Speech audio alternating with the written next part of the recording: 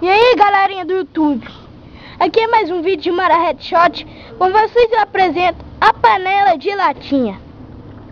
É uma panelinha simples de fazer.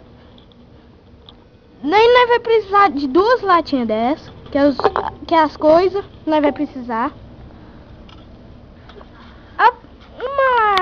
Um pedaço assim de latinha que é em volta dela, né?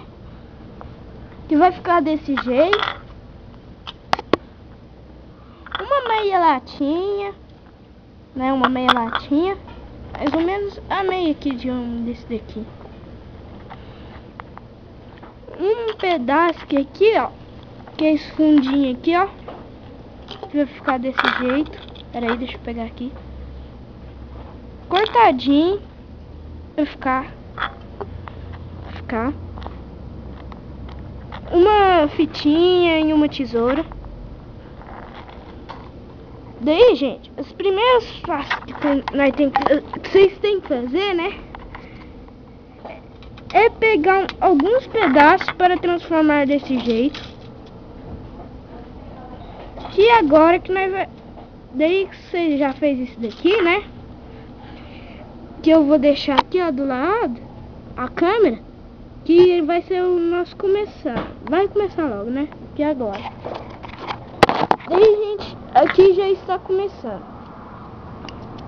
Vocês vão pegar um pedaço, dobrar assim, depois assim, pegar o outro, dobrar assim e assim, que vai ficar desse jeito.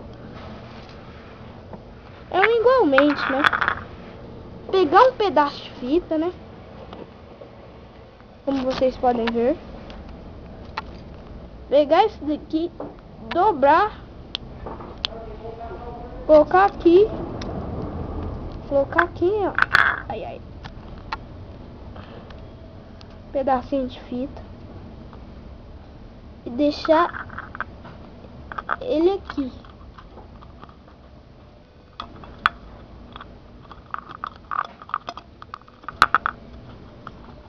Vai ficar desse jeito. Depois eu falo o resto. Rapidão. Tum, tum, tum. Aí vai pegar o outro, dobrar assim, pegar o pedaço de fita, rasgar,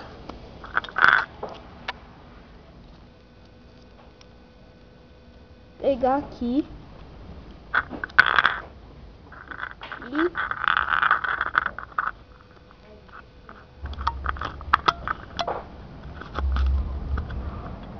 colocar.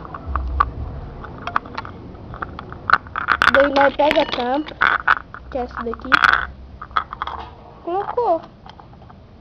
Pronto, aqui está essa panela. Daí vocês pintam do jeito que você quiser, para não ficar essa feiosidade, né?